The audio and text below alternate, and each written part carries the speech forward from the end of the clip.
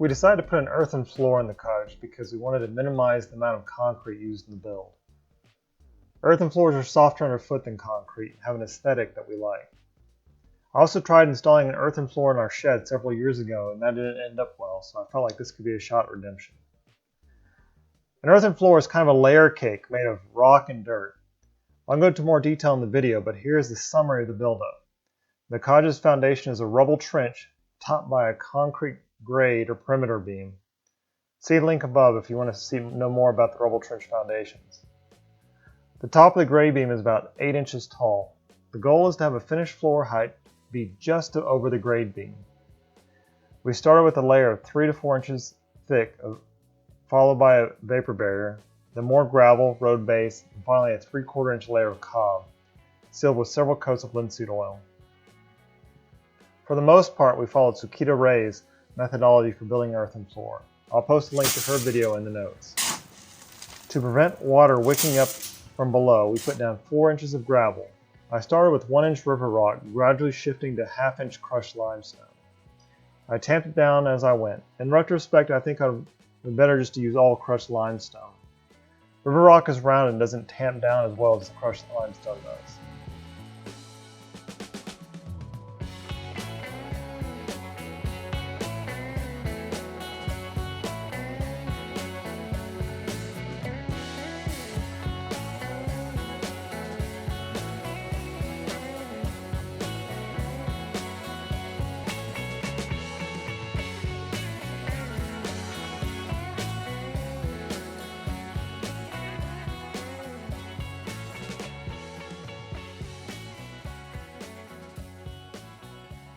After unloading several yards of rock, I put down a 6mm plastic liner as a vapor barrier. I followed up the plastic liner with about an inch and a half more of crushed limestone. I tamped it down and tried to get it fairly level before bringing in the road base.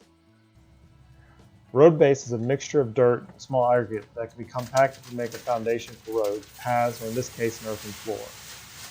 I did a lot of raking and tamping. I also misted the road base to get better compaction.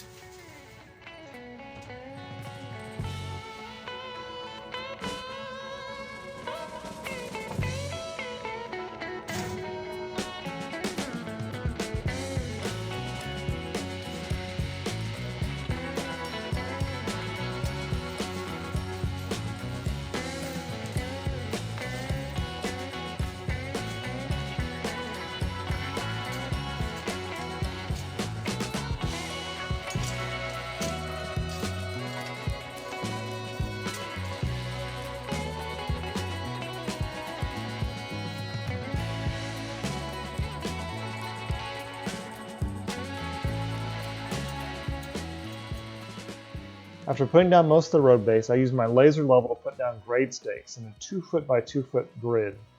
The top of the grade stakes are level with the top of the concrete grade beam. I then filled in low areas with the remaining road base. For the cob layer, I used a mix of 80% masonry sand, 20% CNC ball clay, and finely chopped straw. CNC ball clay is a very light gray, which is why it looks like concrete. I could have added tint in the cob mix, but I'll be adding it to sealing oil instead.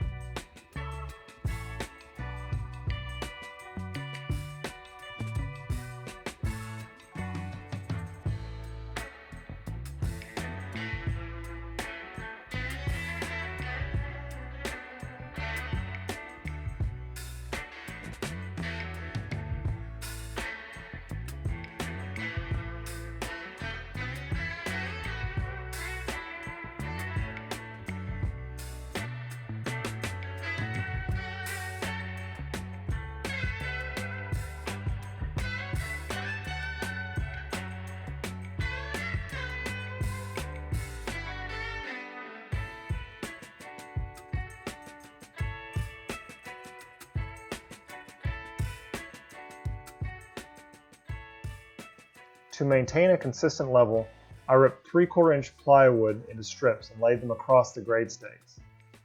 After a section was filled in and level, I slid out the strips and filled in the void with a little more cob. Creating cold seams with cob is not as detrimental as it would be, say, with concrete, but my goal was to finish the main area of the cottage in a single day. The main area is roughly 130 square feet, and it took about 8 hours. You can see here that I was trying to get creative, which slowed me down somewhat. This experiment ultimately proved unsuccessful. I think that if I had let the surrounding cob dry and be sealed before infilling the pattern, it would have worked. I let the floor cure for a little over a week. There was some cracking and I wanted to apply a skim coat before sealing the floor, but I hadn't decided on a final color. So I put down cardboard to provide some protection and went about prepping the cottage for interior plaster. See the link above for the prep video.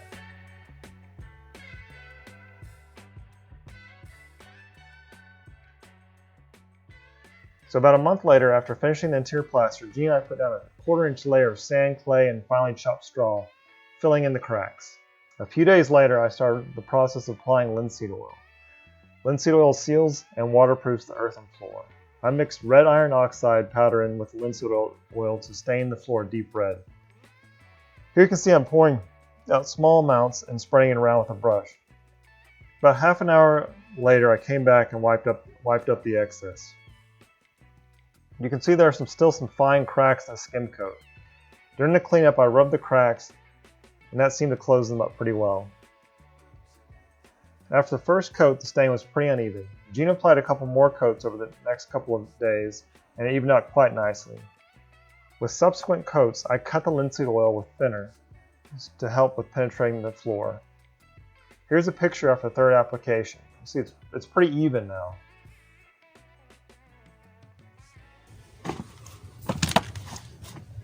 Alright, so here's the earthen floor several months later.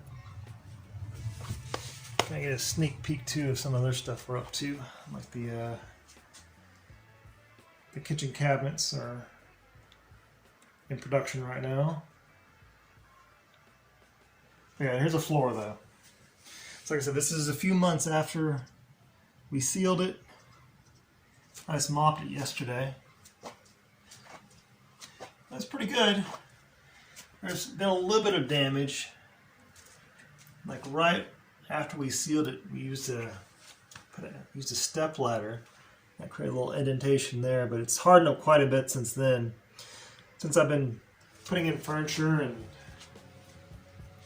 building cabinets, like I've dropped stuff on it and I haven't having any more damage.